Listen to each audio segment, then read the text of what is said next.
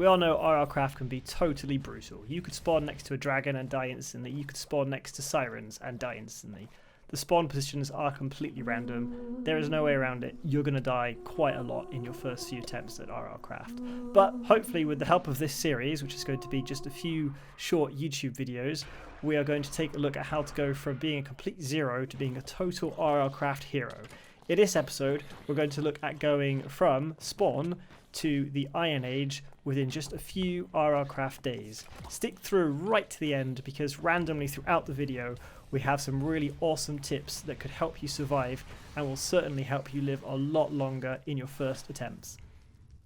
First thing to do in RLCraft is to make some flint tools. So we're going to find some gravel, we're going to break the gravel until some flint comes out like that. We're then going to take the flint and smash it against a harder stone like stone or cobblestone like this. This gives us flint shards, take those. Now we're going to go to get some sticks. We can get sticks by punching leaves. They will eventually drop sticks like this. We're going to need to get at least 2 sticks because we're going to make 2 tools to start with. So we're going to take one of these sticks and combine it with one of our flint shards to make a flint knife. This.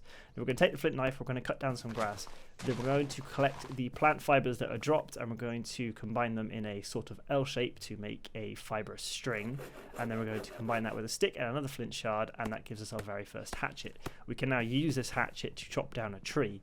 Bear in mind, when you drop down this tree, it will fall. It could potentially crush you, so make sure you stand out of the way. But now that we've chopped down a tree like this, it will just kind of explode and we'll get logs and sticks.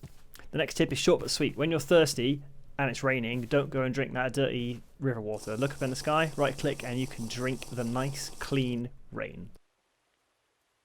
The next thing to do is to create a bed. So you need to get 3 wool. I'm just going to kill these sheep here. You can also create wool from plant fibers. If you get enough string, you can combine that to create some wool, and then you can use that to make your bed. Now, the reason you really want to make a bed is by sleeping in a bed, you set your spawn point so that when you die, again, which will happen, you'll end up respawning in that bed rather than in another random location. So place your bed in a safe structure, in a cave, and you're done. So we're going to create some stone tools and weapons, just very basic things. So easily can be done by collecting these stones on the floor, and these can actually be crafted in a 2x2 formation to create cobblestone. And if you need some more sticks, you can punch out some leaves to drop some sticks. This is more efficient than actually using your hatchet to take down a tree, because you're not going to have to build many hatchets. You can just punch leaves, really simple. Pick up the sticks, and now we can head back to do a bit of crafting. We're going to build a stone axe, nice and cheap. We're also going to build a stone pickaxe. If you run out of sticks, you can also put planks down on the floor like this and hit the top of them with your hatchet, and they will pop out and you'll get some sticks. So we've made some tools. We're going to need to make some basic weapons. So one of my favorite basic weapons, just because of how fast you can attack things with it, are these little daggers. You can actually hold one in your offhand and one in your normal hand, spam a left and right click, and really rapidly attack things. So we need a few more sticks for our next thing. I also like to build a halberd because it has pretty long reach, so you don't have to get really up close with mobs. So we're going to build a halberd now with this formation. It's very simple, but as you can see, my first halberd I made is worthless, so it got constructed with some really bad stats. So we're going to need to build another one, and now we're going to construct this new halberd, and as you can see, this one is fine. And now we are fully equipped with some basic early game weapons and tools. Look how dark my house is. I need some torches. So we're going to go and collect some coal really quickly. Just pop down to the mine, grab that coal, and what we can do is make a torch like you would in a normal Minecraft, just a stick and a coal on top, but notice it comes out as an unlit torch. We need to light this torch. So for that, we're going to go and grab a birch tree. So hack this sucker down, and then we're going to grab the logs that come out of this birch tree, and we're going to take them back home, stick them in a crafting bench like so, and we get 4 bits of paper from that. With some planks underneath, we get a matchbox.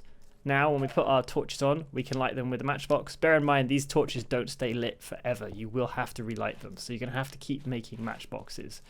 But it's a fantastic little tip. The next thing we need to do is go and grind some XP and grind it hard.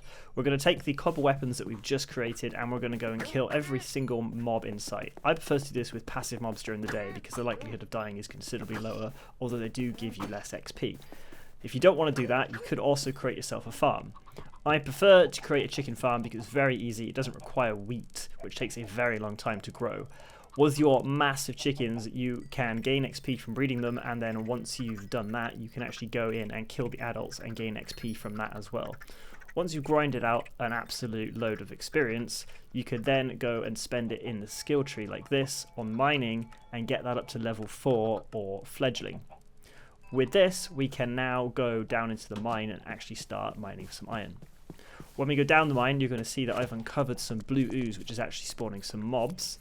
In our next video, I'm going to show you how you can use that as an experience farm.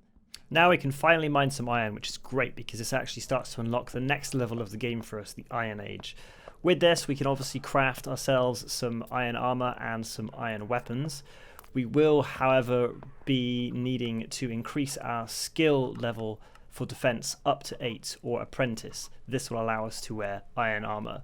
If you need to get some more XP, return to that grind, and then once you have enough, kick that skill level attack up to level 8 or apprentice. With that, you'll be able to use any iron weapons you craft, and now we are ready to take a step into the next stage, getting to diamond. Next random tip, you'll notice that nymphs, these healing nymphs, are attracted to flowers. So go out and collect a lot of flowers and collect a large variety of flowers.